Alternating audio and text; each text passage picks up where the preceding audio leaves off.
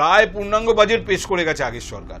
সেই অবস্থা থেকে ধরে এই নতুন সরকারের আবার একটা বাজেট তৈরি, এইরকম একটা লিমিটেড স্পেসে আদৌ কি করার থাকে, আর স্বপনবাবু বা কতটুকু কি করতে পারলেন? 1991 সালে মনমোহন সিং যে বাজেটটা পেশ করেছিলেন, আপনার মনে আছে হয়তো, সেটাও কিন্তু ওই বছরের মাঝখানে জুলাই মাসে। ওই সময় যা সিস্টেম ছিল, আজকে আপনি আমায় ডাকার জন্য বোধহয় আইএএস এর অফিসার থেকে আপনাকে পারমিশন নিতে হবে, লাইসেন্সিং ছিল, ঠিক আছে। তো আমরা যখন থার্ড ইয়ার ফোর্থ ইয়ারে পড়ি, 1/5 ছিল, 20% ছেলে টিসিএস নিয়ে গেল, যে টিসিএস এর নাম কেউ শোনেনি। ইনফ্যাক্ট আমি আপনাকে বলছি, আমাদের জেনারেশন বোধহয় গনি খান চৌধুরী ছাড়া আর কাউকে কাজ করতে দেখিনি। সেকেন্ড আরেকজন কাজ করার চেষ্টা করেছেন কিন্তু পারলেন না, সেটা বুদ্ধদেব ভট্টাচার্য। মমতা বন্দ্যোপাধ্যায়ের হাওয়াই চটিতে পা গলাতে হয়েছে, অন্নপূর্ণা ভান্ডার করতে হয়েছে, ওই ভরসা প্রজেক্ট করতে হয়েছে। এই যে একটা ওয়েলফেয়ার এনভায়রনমেন্ট তৈরি করে দেওয়া ছিল, এইটাকে ভাঙতে পারেননি শুভেন্দু। আপনি দেখুন, ভারতবর্ষ সবকটা স্টেট মিডিয়ার কাছে একমাত্র মমতা ব্যানার্জি এটা বানান এবং না কোথায় মমতা বন্দ্যোপাধ্যায় প্রতি দুদিন অন্তর বলতেন আমাদের 100 কোটি টাকা পাওনা দিচ্ছেন, আমাদের 200 কোটি টাকা পাওনা দিচ্ছেন। আমার তো ধারণা যে পরিমাণ বকেয়ার কথা মমতা বন্দ্যোপাধ্যায় বলেছেন, পশ্চিমবঙ্গের ঋণ বোধহয় তা মানে অর্ধেক শোধ হয়ে যাবে। আচ্ছা, তারপরে আরেকটা প্রশ্ন থেকেই যায় যে সংখ্যালঘুদের প্রতি সরকারের দৃষ্টিভঙ্গি কেন অন্যরকম হবে? মাইনরিটি কেন? সারা দেশের যদি সেকুলার হয়, তাহলে মাইনরিটিদের জন্য আলাদা ডিপার্টমেন্ট কেন? ধরুন, সরকার বলছে যারা হাসপাতালে রুগী তাদের জন্য কত 56 না 58 টাকা বরাদ্দ ছিল 3 বেলার খাবার, ওদিকে কি হয় আমরা 110 টাকা করে দিলাম, তো তাদের জন্য টাকাটা বাড়ানো হলো। আর মিড ডে মিলে ইসকনকে দিয়ে দেওয়া হলো কেন? সেখানে টাকা বাড়িয়ে দিত সরকার। ইসকন যে খাবারটা খাওয়াচ্ছে 10 টাকা নিয়ে, তার সঙ্গে 200 গ্রাম মাছ বা 200 গ্রাম মাংস খাওয়াবে কোনো অর্গানাইজেশন, তাহলে আমি গভর্নমেন্টকে বলবো যে আপনি সেই অর্গানাইজেশনকে দিয়ে দিন। নমস্কার, আপনাদের সবাইকে স্বাগত থিঙ্ক হাই পডকাস্টের আরেকটি নতুন এপিসোডে। রাজ্যের নতুন সরকার নতুন বাজেট পেশ করলো। রাজ্যের নতুন অর্থমন্ত্রী স্বপন দাশগুপ্ত বাজেট পড়ে শোনালেন বিধানসভায়, তারপর সাংবাদিকদের মুখোমুখি হলেন, সঙ্গে ছিলেন মুখ্যমন্ত্রী। ইতিমধ্যেই বেশ কয়েক ঘন্টা কেটে গেছে এবং আপনারা এই সম্পর্কে অনেক রকম আলোচনা ইতিমধ্যেই শুনেছেন। আমি এটা নিয়ে আলাদা করে কোনো আলোচনার পক্ষপাতী ছিলাম না, কারণ এত লেভেলে এত রকম আলোচনা হয় বাজেটের পর, বাজেটের ভালো মন্দ নিয়ে, যে আমার মনে হয়নি যে আর একটা অতিরিক্ত কিছু দরকার আছে। তো হঠাৎ করেই আমার সোশ্যাল মিডিয়ায় ফেসবুকে চোখে পড়লো সুদীপ্ত গুহ লিখেছেন বাজেট নিয়ে, এবং তিনি এই বাজেটকে পশ্চিমবঙ্গের গত কয়েক দশকের যে কোনো বাজেটের থেকে আলাদা চোখে দেখেছেন। আপনারা জানেন, প্রযুক্তিবিদ এবং রাজনৈতিক বিশ্লেষক সুদীপ্ত এর আগে বিভিন্ন অনুষ্ঠানে আমাদের সঙ্গে এই টেবিলে এসে কথা বলেছেন, এই স্টুডিও এসে। আজকে থিঙ্ক হাই পডকাস্টে আমি সুদীপ্তকে ওর ওই সোশ্যাল মিডিয়ার যে বিশ্লেষণ, সেই বিশ্লেষণ পড়ার পরে ডেকে পাঠালাম, জাস্ট এটা বোঝার জন্য যে কেন সুদীপ্তর মনে হচ্ছে এরকম বাজেট পশ্চিমবঙ্গের গত কয়েক দশকের ইতিহাসে তৈরি হয়নি। আমি প্রথম সুদীপ্ত আপনাকে যে প্রশ্নটা করতে চাই সেটা হচ্ছে যে এটা তো একটা পূর্ণাঙ্গ বাজেটও নয়। বেশ কয়েকটা মাস পেরিয়ে গেছে আর্থিক বছরের, একটা বাজেট করে রেখে গিয়েছিল আগের সরকার, ইন্টারিম বাজেট। যদিও ইন্টারিম বাজেট নয়, প্রায় পূর্ণাঙ্গ বাজেট পেশ করে গেছে আগের সরকার। সেই অবস্থা থেকে ধরে এই নতুন সরকারের আবার একটা বাজেট তৈরি, এইরকম একটা লিমিটেড স্পেসে আদৌ কি করার থাকে, আর স্বপনবাবু বা কতটুকু কি করতে পারলেন? 1991 সালে মনমোহন সিং যে বাজেটটা পেশ করেছিলেন, আপনার মনে আছে হয়তো, সেটাও কিন্তু ওই বছরের মাঝখানে জুলাই মাসে। কারণ তার আগে চন্দ্রশেখরজি প্রথম বাজেট, তারপর ওনার গভর্নমেন্ট পড়ে যায়, জুলাই মাসে উনি বাজেটটা পেশ করে। কিন্তু সেটা স্বপ্নের বাজেট ছিল। কেননা স্বপ্নের বাজেট এই কারণে, 47 সাল থেকে 1991 পর্যন্ত ভারতবর্ষ যেভাবে চলছিল, গান্ধী পরিবার চলে যাওয়ার পর প্রথমবার কংগ্রেস একদম 180 ডিগ্রি উল্টো দিকে গিয়ে একটা অন্য দিক নির্দেশ করলেন। ভারতীয় অর্থনীতির ইয়েটাই চেঞ্জ হয়ে গেছিল, মানে ধারাটাই চেঞ্জ হয়ে গেছে। আমরা ওপেন ইকোনমির পার্ট হয়ে গেলাম, এবং মোটামুটি ওই আইএএসরা যে কন্ট্রোল করতো, যে আমাদের ছাড়া তুমি কিছু করতে পারবে না, মানে ওই সময় যা সিস্টেম ছিল, আজকে আপনি আমায় ডাকার জন্য বোধহয় আইএএস এর অফিসার থেকে আপনাকে পারমিশন নিতে হবে, লাইসেন্সিং ছিল, ঠিক আছে। তো সেই জায়গাটা উঠে গেল রাতারাতি, যার ফলে 3-4 বছরের মধ্যে দেখলাম টিসিএস, ইনফোসিস এটসেট্রা বাজার ভরে গেল। আমরা যখন থার্ড ইয়ার ফোর্থ ইয়ারে পড়ি, তখন মানে ক্যাম্পাসে মানে 1/5 ছেলে 20% ছেলে টিসিএস নিয়ে গেল, যে টিসিএস এর নাম কেউ শোনেনি। যেদিন ভর্তি হয়েছে ছেলেরা, সেটা টিসিএস এর নাম শোনেনি, কিন্তু ডিউ টু নরসিংহরাও অনলি টিসিএস এলো, ইনফোসিস এলো, উইপ্রো এলো, এরা এসে চেঞ্জ করে দিল। আজকের এই যে বাজেটটা আপনি দেখছেন, এটা আমি তার সঙ্গে তুলনা করছি।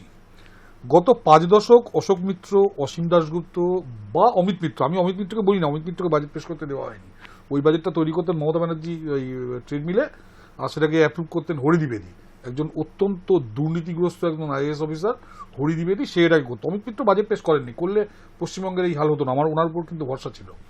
তো যাই হোক, যে পথে চলেছে তার থেকে কিন্তু 180 ডিগ্রি ঘুরলো। কিরকম বলি, 77 সাল থেকে রোড, ইরিগেশন, পাওয়ার এটসেট্রা এইসব সেক্টরে কোনো রকম এই যে ইনফ্রাস্ট্রাকচার যেটার উপর দাঁড়িয়ে আমরা আগের দিকে এগোবো, ইন্ডাস্ট্রিয়াল করিডোর, তারপর ধরুন আপনার বড় ড্যাম, কিছু হয়নি। আপনি দেখুন লাস্ট 78-এ তিস্তা ড্যাম হয়েছে, বাজেটের ভাষায় যেটাকে ক্যাপিটাল এক্সপেন্ডিচার বলে, মানে খুবই কম, মোস্টলি ভাগ করে দেওয়া, সব মানে জিনিসটা এনে ভাগ করে দেওয়া। এইবার প্রথমবার আপনি এবার আপনি বলবেন যে এবারও তো সেই জিনিস দেওয়া হয়েছে, 3,000 টাকা করে দেওয়া হয়েছে, এই হয়েছে, কিন্তু তার সঙ্গে আরেকটা পার্ট আছে যেটা এই ডিম ছোড়াছুরির জন্য খবরটা যাচ্ছে না। রোজ এই ডিম ছোড়াছুরি বা ধরুন কোনো এর সোনা পাওয়া গেল, যেমন এই কোন নেতার বাড়ি গার্লফ্রেন্ডের থেকে সোনা পাওয়া গেছে, এর জন্য যে খবরটা দিয়ে মানে লোকে পাচ্ছে না, সেটা হচ্ছে যে এই বাজেটে পশ্চিমবঙ্গকে, যেটা আমাদের ইতিহাস ছিল, পুরো নর্থ ইন্ডিয়া এবং নর্থ ইস্ট ইন্ডিয়ার গেটওয়ে হিসাবে এস্টাবলিশ করার একটা বাজেট। প্রথমত 67 সালের পর আমাদের এখানে কোনো বন্দর তৈরি হয়নি। এই যে বন্দরটা আজকে আমাদের মুখ্যমন্ত্রী ঘোষণা করলেন, এই বন্দরটা পুরো নর্থ ইন্ডিয়া এবং নর্থ ইস্ট ইন্ডিয়ার মানে বিজনেস, মানে ওটাকে বিজনেসের যে গেটওয়ে, এটাকে চেঞ্জ করে দেবে। কারণ এই হলদিয়া বা কলকাতায় বড় আপনার জাহাজ ঢুকতে পারতো না, যেটা ধরুন আপনার বিজিংজামে ঢুকবে, বা ধরুন ওই অন্ধ্রের যে পোর্টটা আছে ওখানে ঢুকবে, বা বোম্বের জেএনপিডিতে, এখানে বড় ঢুকবে না। আমাদের ছোট পোর্টে নিয়ে অন্য কোথাও ফেলে সেখান থেকে কলম্বো থেকে নিয়ে যেতে হবে। এই প্রথম ডাইরেক্ট পোর্টে আমরা পারবো। এবার এখানে যাতে জিনিসটা আসে তার জন্য দুটো ফ্রেট করিডোর, যেটা মমতা ব্যানার্জি গত 15 বছর দেননি, একটা হলো লুধিয়ানা ডানকুনি ফ্রেট করিডোর, আরেকটা হচ্ছে আপনার মুম্বাই হাওড়া ফ্রেট করিডোর। এই দুটো ফ্রেট করিডোর, এবং আমি প্রপোজাল দিয়েছি ওনাদের উপর লেভেলে যে ফ্রেট করিডোরটাকে চেঞ্জ করে আপনারা এই পোর্টে নিয়ে আসুন, কোনো দরকার নেই ডানকুনি বা ইয়েতে। আমরা নর্থ ইন্ডিয়া এবং ওয়েস্টার্ন ইন্ডিয়াকে বলি যে তোমরা এক্সপোর্ট করো, আমাদের কলকাতার যদি দরকার হয় না রাস্তায় কিছুটা নামিয়ে নেবো আমরা, কিন্তু তোমরা সারা পৃথিবীতে এক্সপোর্ট করো।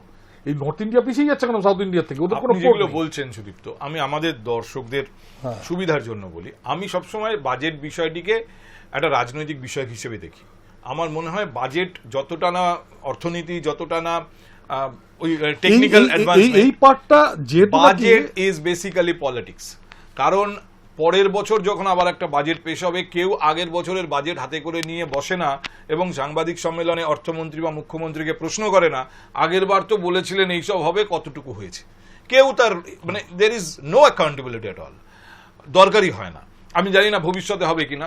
আমি যেটা জানতে চাইছি যে আপনি যা বললেন এই হবে, ওই হবে, সেই হবে, এর আগে অনেক বাজেটে করা হয়েছে, এগুলো বেশিরভাগ হচ্ছে গাছে কাঁঠাল গোফে তেল।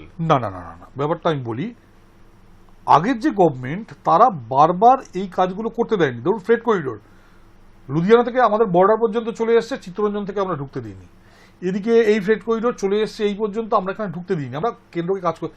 মেট্রো রেল, মমতা ব্যানার্জি নিজে ওই মেট্রো রেল 2009-তে পাস করেছেন, সেই মেট্রো রেল উনি এখানে কাজ করতে দেবেন না, সুপ্রিম কোর্ট পর্যন্ত চলে গেছে, উনি কাজ আটকাবেন। এখানে ওই জায়গাটা, এখানে দেখুন মেট্রো রেল, সেন্ট্রাল রেল, 63খানা রেল প্রজেক্ট বোধ হয়, বা 42টা ন্যাশনাল হাইওয়ে প্রজেক্ট, যেগুলো মানে একদম মানে গ্রিন সিগন্যাল দিয়ে দেওয়া হয়েছে যে তোমরা কাজ শুরু করো। এই কাজ শুরু করাতে যেটা সুবিধা হবে সরকারের, যে এবার আমি আপনাকে বলি, আমাদের যে ট্যাক্স সিস্টেম যেটা আছে, 1 টাকা আমাদের আসতো না। আমরা বলি না সেন্ট্রাল দিত না, ইট ইজ নট সেন্ট্রাল দিত না, সেন্ট্রাল দিতে চাইতো, আমরা নিতাম না টাকাটা। কিরকম টোটাল ট্যাক্সের ধরুন 50% আমরা পেয়ে গেলাম, 50% সেন্ট্রাল পেয়ে গেল জিএসটি। সেন্ট্রাল যে টাকাটা পেলো তার 42%, যেটা মনমোহন সিংজি পর্যন্ত 32% ছিল, সেটা 41-42% প্রথমে স্টেটকে দিয়ে দেয়। বাকি যে 60%, এই 60% প্রজেক্টের নামে আসে।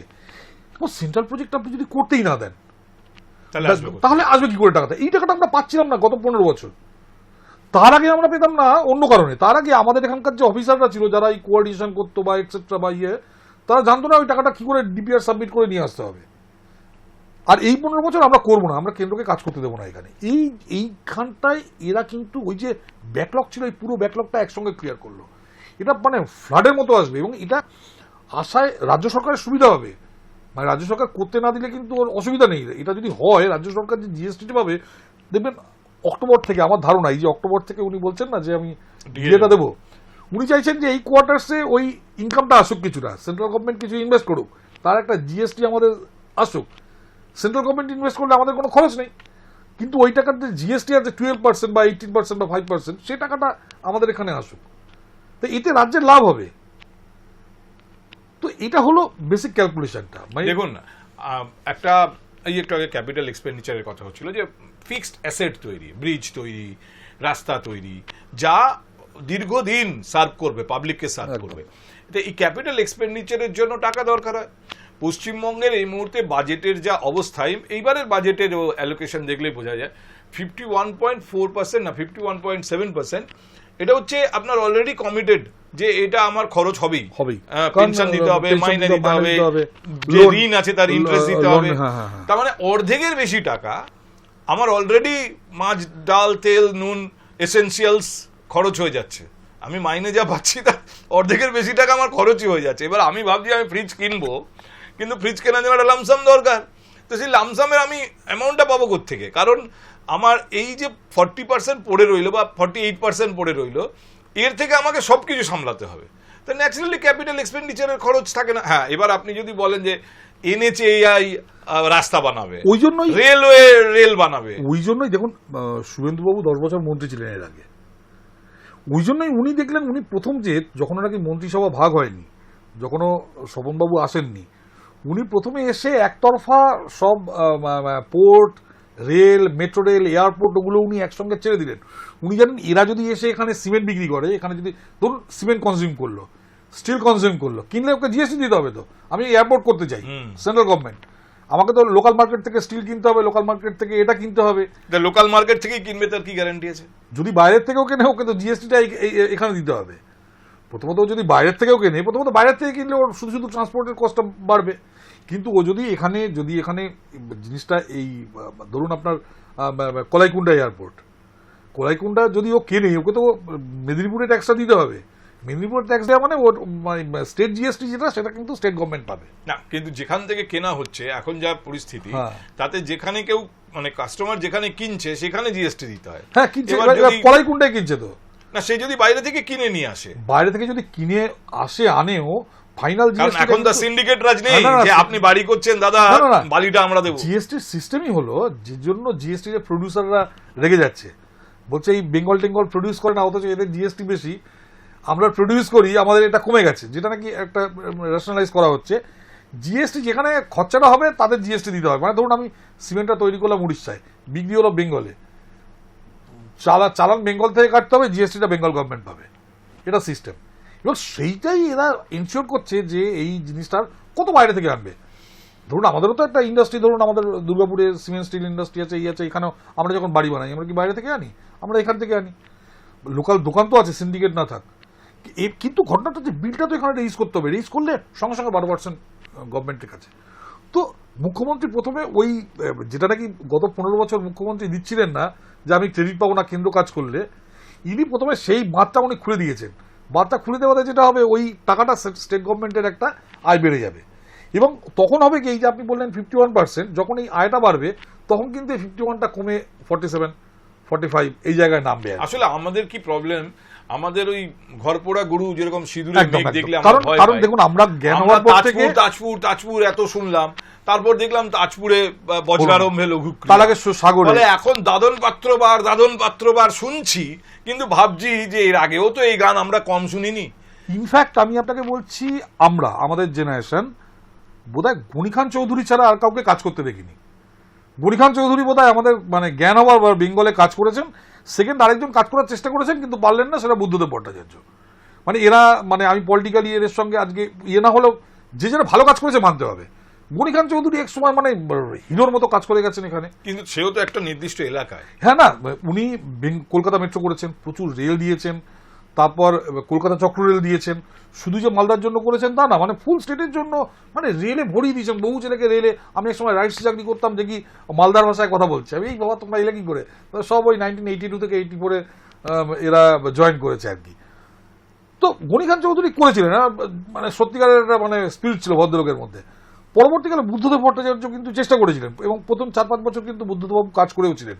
ইট ইজ নট যে সবাই ফেল করে গেছে। বুদ্ধদেব ভট্টাচার্য কাজ করেছেন বলে দেখুন আমাদের এইখানে বেলেঘাটা গার্মেন্ট পার্ক, কিংবা ধরুন এই নবান্ন যে বিল্ডিংটা, ওটা একটা এক্সপোর্ট হাব করার কথা ছিল। হাওড়ার যে রাস্তাটা আছে তার দুদিকে দেখবেন বেশ কিছু ইন্ডাস্ট্রি আছে, ইন্ডাস্ট্রিয়াল পার্ক আছে, কোনা এক্সপ্রেসওয়ে প্রচুর ইন্ডাস্ট্রিয়াল পার্কস আছে, যেগুলো বুদ্ধবাবু, এটা ঘটনা, যে লোকটা কাজ করেছে, যে জন্য সেন্ট্রাল গভর্নমেন্ট ওনাকে পদ্মবিভূষণ দিল, কিন্তু আলটিমেটলি ওনার পার্টি থেকে চাপ দিল বলে উনি নিলেন না সেটা। তারপর ধরুন এখানে জরি পার্ক বা এখানে মণিকাঞ্চন, সফটওয়্যার ইন্ডাস্ট্রি, হোল সফটওয়্যার যেটুকু বুম হয়েছে সেটা বুদ্ধবাবুর সময় হয়েছে। ফলে চেষ্টা কিন্তু করেছেন এবং উনি কিছুটা সফল হয়েছেন। গণিকান্ত চৌধুরী চেষ্টা করেছেন, কিছুটা সফল হয়েছেন। ফলে পুরোপুরি যে নেগেটিভ তাও না, কিন্তু যদি চেষ্টা করা যায়, যদি ইচ্ছা থাকে, তাহলে কিন্তু কাজ হতে পারে। এবং সেটা আমি বলছি যে ধরুন এই যারা আজকে ক্ষমতায় নেই তাদেরও দুজনের এক্সাম্পল আমি দিলাম। আমি বাজেটে ফেরত আসি। ধরুন একটা বাজেটকে আমি ডাইনামিক কখন বলবো, যদি দেখি যে সেখানে সরকারের রোজগার বাড়ানোর ব্যাপারে কিছু ডাইনামিক চেঞ্জেস বা থিঙ্কিংস আছে, যে চিন্তা ভাবনা আছে। সেই অর্থে ট্যাক্স রিফর্ম নেই, সেই অর্থে রেভিনিউ বাড়ানোর জন্য আলাদা কোনো স্টেপিং নেই। অবশ্য একদম প্রথমেই এসে যদি সরকার কোনো কড়া পদক্ষেপ করে সেটাও সমালোচিত হবে, ফলে সেদিক থেকেও হয়তো সরকারকে ভাবতে হয়েছে। এবং সবথেকে বড় কথা, মমতা বন্দ্যোপাধ্যায়ের হাওয়াই চটিতে পা গলাতে হয়েছে, অন্নপূর্ণা ভান্ডার করতে হয়েছে, ওই ভরসা প্রজেক্ট করতে হয়েছে। এই যে একটা ওয়েলফেয়ার এনভায়রনমেন্ট তৈরি করে দেওয়া ছিল, এইটাকে ভাঙতে পারেননি শুভেন্দু বা স্বপনবাবু। দেখুন, আজকের যে বাজেটটা আপনি দেখলেন, এটা এক মাসের মধ্যে শুভেন্দুবাবু এবং স্বপনবাবুর যে গত 30 বছরের যে অভিজ্ঞতা, তার ফল হলো এটা। কিন্তু ফার্দার অ্যানালিসিস দরকার। অ্যানালিসিসের জন্য নীতি আয়োগ দরকার।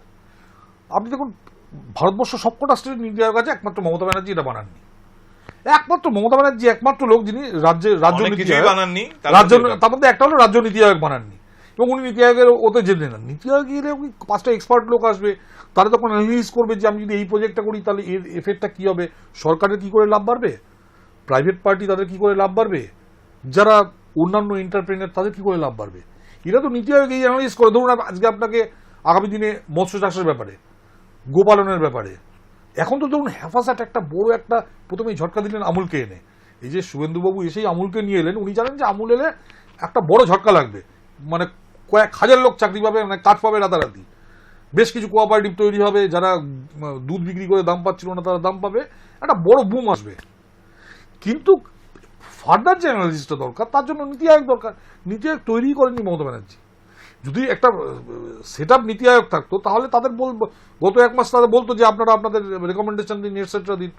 কোথা থেকে রেকমেন্ডেশন পাবে? আজকে উনি ক্ষমতায় এসছেন, চারিদিকে সব চোরেরা, ওই যে বলছেন না, যেখানে হাত দিচ্ছে সেখানে গন্ধ বেরোচ্ছে, এই অ্যাডমিনিস্ট্রেশনের প্রবলেম, এই প্রবলেম, তার মাঝখানে ধরুন এতগুলো, একটা তো সেটাও মানুষ, তার তো ক্যাপাসিটি একটা। তারপর বেশ অনেকদিন পর স্বপনবাবু এলেন। স্বপনবাবু সারা পৃথিবীতে, অনেকে বলছে উনি ইকোনমিস্ট না, উনি সারা পৃথিবীতে করেছেন, হি ইজ অ্যানালিস্ট। আপনারা জানেন, আপনাদের সেক্টরের লোক, জার্নালিস্টরা তো সবকিছু তাদের একটা আইডিয়া আছে, যেটা আপনাদের মধ্যে আছে। তো সেই অভিজ্ঞতা উনি ওনার কাজে লাগিয়েছেন। উনি সারা পৃথিবীতে ঘুরেছেন, লিখেছেন, বহু অ্যানালিস্ট করেছেন। কিন্তু they must be supported by a NITI Aayog. সেই নীতি আয়োগ কোথায়? সেটা তৈরি হয়নি স্টেটে, এবার তৈরি হবে। তৈরি হলে পরের বছর যখন বাজেট দেখবেন, তখন হয়তো তার। তাহলে আপনি বলছেন যে এবারের বাজেট নিয়ে মাতামাতি করার দরকার নেই, না এবছর যাক, না সামনের বছর। না, আমি বলছি এবছর বাজেট কিন্তু, আমি আবার বলছি, এবছর বাজেট কিন্তু তুলনা করা যায় 91-এ মনমোহন সিং এর বাজেটের জন্য, বাজেটের সঙ্গে। মনমোহন সিং এর আপনি প্রথম বাজেট দেখুন, প্রথম বাজেট যেটাকে সবাই স্বপ্নের বাজেট বলে, ওটা চেঞ্জ করার জন্য। কিন্তু উনি কিন্তু পরের বার 93-তে যে বাজেটটা করলেন, সেখানে কিন্তু প্ল্যানিং কমিশন তখন প্রণববাবু এসছেন, প্রণববাবুরা অনেক প্রপোজাল দিলেন, সেটা কিন্তু আরো ফার্দার ব্যাপারটা এক্সপান্ড হয়েছিল। নেক্সট ইয়ার সেটা হবে। কিন্তু ধরুন এক মাসের মধ্যে যে এই বাজেটটা করলো, এটা কিন্তু একটা ক্রেডিট দেওয়ার মতো জায়গা, এবং এরা ক্রেডিটটা পাচ্ছে না ওই ডিম ছড়াছড়ি বা এই সোনা পাওয়া গেল। কিন্তু ক্রেডিট আপনি দিতে চাইছেন দিন। আমি আবার বলছি, আমি এখনো পর্যন্ত বাজেটকে রাজনৈতিক টুল হিসেবেই দেখি। হ্যাঁ, যদি আগামী বছরে বা আগামী 2 বছরে আমার অভিজ্ঞতা চেঞ্জ হতে পারে, আমি কখনোই কোনো একটা নির্দিষ্ট সিদ্ধান্ত নিয়ে বসে থাকি না। আমি এতদিন দেখে এসেছি বাজেট বেসিক্যালি পলিটিক্যাল টুল আমার মনে হয়েছে, তার থেকে বেশি কিছু না। কিন্তু আলটিমেটলি যদি এই বাজেটের আলোচনা করি, আমি খরচা করব বা আমি প্রজেক্ট বানাবো, সে আমি এয়ারপোর্ট বানাই, আমি ডিপ সি পোর্ট তৈরি করি, আমি কি একটা ডেটা সেন্টারের প্রপোজালটা আছে, এই যে অ্যাসেটগুলো তৈরি হবে, এর জন্য টাকা লাগবে। তা আসবে কোত্থেকে? আমি যা দেখলাম, মোটামুটি রেভিনিউ রিসিট 57%-এর ওপর হচ্ছে সেন্ট্রাল গভর্নমেন্ট, কেন্দ্রীয় সরকার টাকা দেবে। কারণ স্টেটের ইনকাম এতদিন কম ছিল। এর কারণটা হলো স্টেটের ইনকাম কমতে কমতে মমতা ব্যানার্জি যেহেতু নাকি, আমি আবার বলছি কেন আমরা সেন্ট্রালের উপর ডিপেন্ডেন্ট, কারণ সেন্ট্রাল যে টাকাটা দেয় তার তো 42% প্রথমেই দিয়ে দেয়, বাকি 59% তার একটা সূত্র আছে, সেই সূত্রতে প্রত্যেকটা স্টেটকে ভাগ করে দেয়। ওই টাকার একটা টাকা আমরা পেতাম না, গত 15 বছর ওই টাকার একটা টাকা পেতাম না, কারণ আমরা চাইনি টাকা। কেন্দ্র বলেছে আমি টাকা দেবো, আমরা বলছি আমরা নেবো না টাকা, মানে কেন্দ্র বলেছে মেট্রো রেল বানিয়ে দেবো। নেব না কোথায়? মমতা বন্দ্যোপাধ্যায় প্রতি দুদিন অন্তর বলতেন আমাদের 100 কোটি টাকা পাওনা দিচ্ছে না, আমাদের 200 কোটি টাকা পাওনা দিচ্ছে না, অমুক প্রজেক্টে আমাদের 300 কোটি পাওনা দিচ্ছে না, আমি আপনাকে 100 দিনের কাজে 2000 কোটি টাকা আমরা এখনো পাই দিচ্ছে না। আমি আপনাকে উদাহরণ দিই, আমার তো ধারণা যে পরিমাণ বকেয়ার কথা মমতা বন্দ্যোপাধ্যায় বলেছেন, পশ্চিমবঙ্গের ঋণ বোধহয় তা মানে অর্ধেক শোধ হয়ে যাবে। No no no no no, আমি আপনাকে বলি ব্যাপারটা, ভারতবর্ষের প্রত্যেকটা রাজ্যে মেট্রো রেল করার জন্য স্টেট 50% দেয়, সেন্ট্রাল 50% দেয়। একমাত্র পশ্চিমবঙ্গ যেখানে সেন্ট্রাল 100% দেয়, একমাত্র রাজ্য পশ্চিমবঙ্গ। তারপরে আমরা বলি কেন্দ্র আমাদের কিছু দেয় না। সেই মেট্রো রেল কেন্দ্র বলছে আমরা করে দেবো, মেট্রো করে দেবো এখানটায়, রাজ্য সরকার বলছে না আমি করতে দেবো, জমি আছে সব আছে, বলছে 2 দিন 10 ঘন্টা করে কাজ বন্ধ থাকবে, রাস্তাটা বন্ধ থাকবে। সেই রাস্তা বন্ধ করবে না বলে মমতা ব্যানার্জি চলে গেলেন সুপ্রিম কোর্টে। এটা প্রমাণ করে এইভাবে উনি রেলের প্রজেক্ট আটকেছেন, এইভাবে উনি ঘাটাল মাস্টার প্ল্যান আটকেছেন। ঘাটাল মাস্টার প্ল্যান পুরো টাকা দিয়ে দেওয়া হচ্ছে সেন্ট্রাল গভর্নমেন্টের, সেন্ট্রাল গভর্নমেন্ট পুরো টাকা দিয়ে দিয়েছে, করতে দেননি ওখানে। উনি যাচ্ছেন যে অন্যের যদি ক্রেডিট চলে যায়, তারপর লাস্টে কি করলো, 1500 কোটি টাকার প্রজেক্ট উনি 10 কোটি টাকা ঘোষণা করলেন। 10 কোটি টাকা ঘাটাল মাস্টার প্ল্যান হয়? অত বড় একটা ড্যাম দরকার, ওখানে ডাইভার্সন নেটওয়ার্ক দরকার, বিভিন্ন ওয়াটার দরকার, সেখানে উনি 10 কোটি টাকা দিলেন, মানে লোককে বোকা বানানো। দেখুন, সরকার এসছে মাস দেড়েক আগে, আগামী 1 বছর 1.5 বছর পর্যন্ত আগের সরকারের প্রসঙ্গ টেনে বলা যাবে ওই সরকার এই করেছে, ওই সরকার তাই করেছে, তারপর কিন্তু আর মানুষ শুনবে না। কিন্তু এই মমতা বন্দ্যোপাধ্যায় সরকারকে গত বছর পর্যন্ত বলতে হয়েছে বামফ্রন্ট কি করেছে। এই সরকার সেটা বলবে না, আমি আপনাকে বলছি। যেদিন এই সরকার এইখানে, যেদিন এই ফ্রেট করিডোর দুটো কলকাতায় ঢুকবে, যেদিন এই 4টে এয়ারপোর্ট হবে, এই এয়ারপোর্টগুলো তৈরি করা হচ্ছে কেন? যাতে ওই সিটিগুলোকে, যাতে কোচবিহারকে বা খড়গপুরকে বা ধরুন অন্ডালকে, দুর্গাপুরকে, যাতে তাদের কলকাতায় না আসতে হয়। আজকে সবাই কলকাতার উপর ডিপেন্ডেন্ট, এখানে ইন্ডিপেন্ডেন্ট কতগুলো এয়ারপোর্ট তৈরি করে এয়ারপোর্ট সিটি বানানো হবে, যাতে ওরা ওখানে থাকে, ওদের যাতে কলকাতায় না আসতে হয়। আজকে আমেরিকায় ধরুন, আজকে যে লোকটা ইয়েতে আছে আপনার কি বলে একটা ফ্লোরিডাতে গেছে, তাকে কি কথায় কথায় কি ওয়াশিংটন যেতে হয়? যেতে হয় না। এমনকি আমি বলছি ধরুন আজকে নাসিক বা পুনের লোকেরা, তারা ইন্ডিপেন্ডেন্ট তারা, কিন্তু এখানে দেখুন প্রত্যেককে ডাক্তার দেখাতে পর্যন্ত কলকাতায় যেতে হয়, ডাক্তার দেখাতে সাউথ ইন্ডিয়ায় যেতে হয়। এই জায়গাটাকে ইন্ডিপেন্ডেন্ট করার জন্য এয়ারপোর্ট বানানো হচ্ছে, যে আমি আমার এয়ারপোর্ট থেকে ডাইরেক্ট দিল্লি চলে যাবো আমার যদি দরকার হয়, মানে আমাকে যেন এখানে না আসতে হয়। তো এই রেজাল্ট আপনি হাতে নাতে পাবেন, এবং আগামী দিনে আমি আপনাকে বলছি কোনো রকম লেম এক্সকিউজ কাউকে দিতে হবে না, কারণ এরা যেদিকে যাচ্ছে তাতে কিন্তু ফেলিওর হওয়ার খুব একটা চান্স নেই। প্রথমত এরা এদের জমি নীতি চেঞ্জ করছে।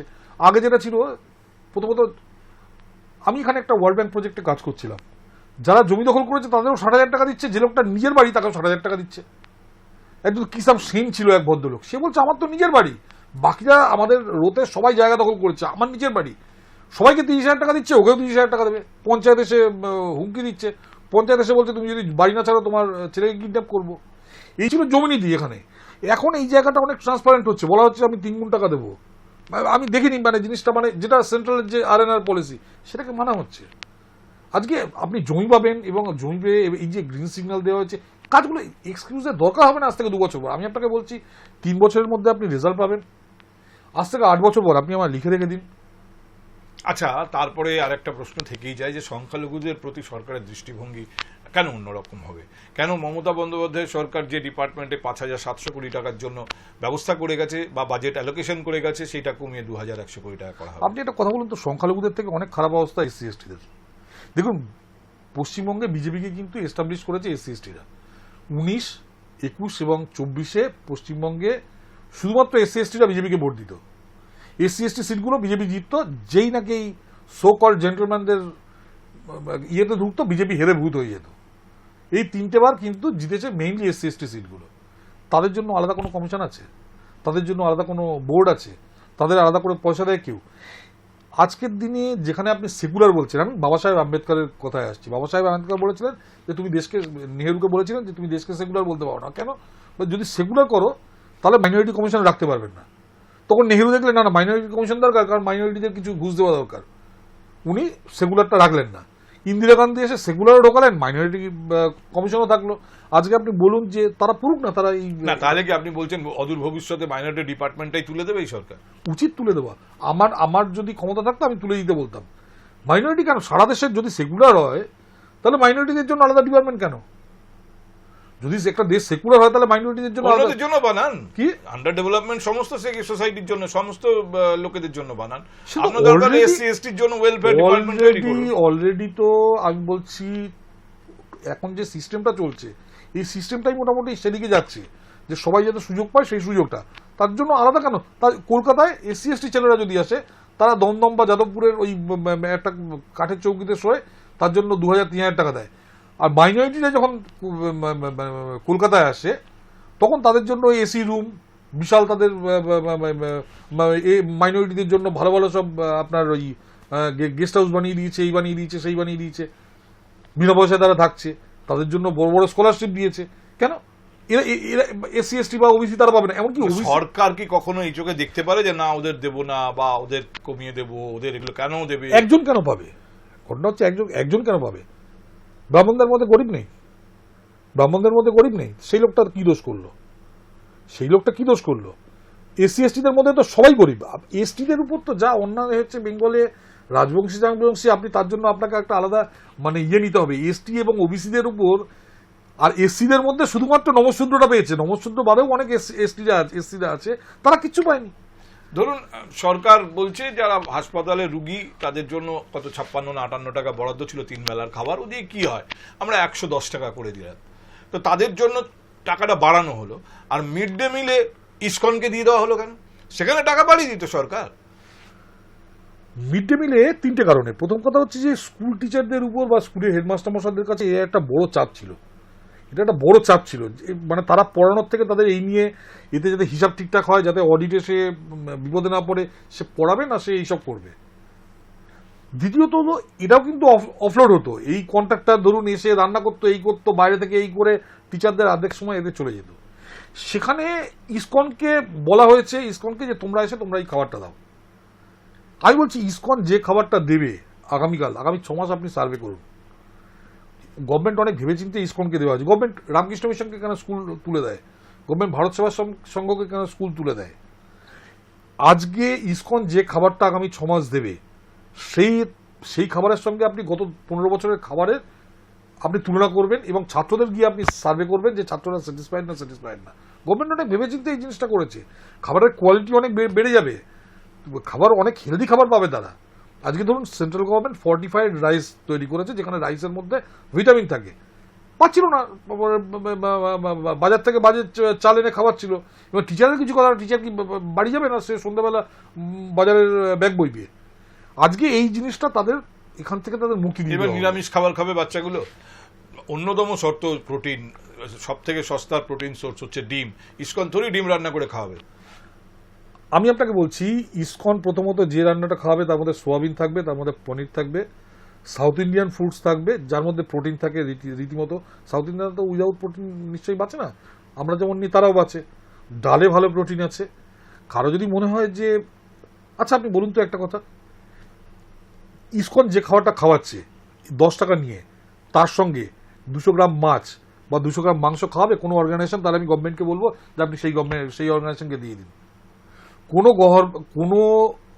1 কোটি বাচ্চাকে 10 টাকায় ইসকন যে খাবারটা খাওয়াচ্ছে তার সঙ্গে যদি একটা 200 গ্রামের মাছ বা 250 গ্রাম মাংস বা 200 গ্রাম মাংস যদি দেয়, আমি গভর্নমেন্টকে বলবো যে আপনারা ইসকনকে সরিয়ে তাদের দিন। আর দ্বিতীয়ত ডিমের যে কথাটা বলছেন, আপনি একবার আজকে যে কোনো স্কুলে যান, ডিম পায় না। কোথায় ডিমের এমন বৃষ্টিদার রান্না, এমন তার ব্যবস্থা, বাচ্চারা ডিমের বাকলা পেলে তো এটা পায় না, এটা পায় তো ওটা পায় না, রান্না খারাপ। আমি আবার বলছি, আপনি আজ থেকে 6 মাস পর তাদের জিজ্ঞেস করুন যে ডিমটা তারা আজকের দিনে পাচ্ছে 6.5 টাকা, তো ডিমেরই দাম 6.5 টাকা। যে বাচ্চারা যে ডিমটা পাচ্ছে আজকে, সেটা যেভাবে ডিমের ব্যবহার, অন্যান্য ব্যবহার বেড়েছে, তাদের ডিমের বাজারে তো আরো দাম বেড়ে গেছে। এখন 6.5 টাকায় এটা আমি কিন্তু খুব ডিসকারেজ করছি। আমি ডিম ছড়াই, আমি খুব ডিসকারেজ করছি। দেখুন আমাদের হাতে সময় শেষ। আমরা মুখ্যত বাজেটকে সামনে রেখেই কথা বলছিলাম এবং সাধারণভাবে বাজেট অ্যানালিসিস যেরকম হয় সেরকম না। আমি অন্তত এই ব্যাপারে একটু ক্রিটিক্যাল।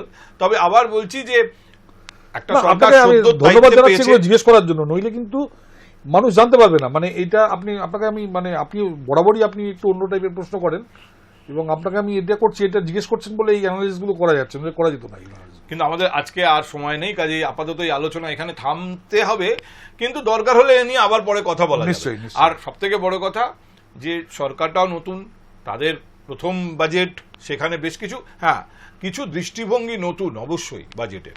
এবার তার ইমপ্লিকেশন ন্যাচারালি কয়েক মাস গেলে সেটা বোঝা যাবে। আর আমাদেরও অত তাড়া নেই যে আজকেই এই সরকারের ভালো মন্দ এ ব্যাপারে কোনো সিদ্ধান্ত নিতে হবে। অনেক ধন্যবাদ সুদীপ্ত আপনাকে আমাদের সময় দেওয়ার জন্য। ধন্যবাদ আপনাদেরও। দেখছিলেন থিঙ্ক হাই পডকাস্ট।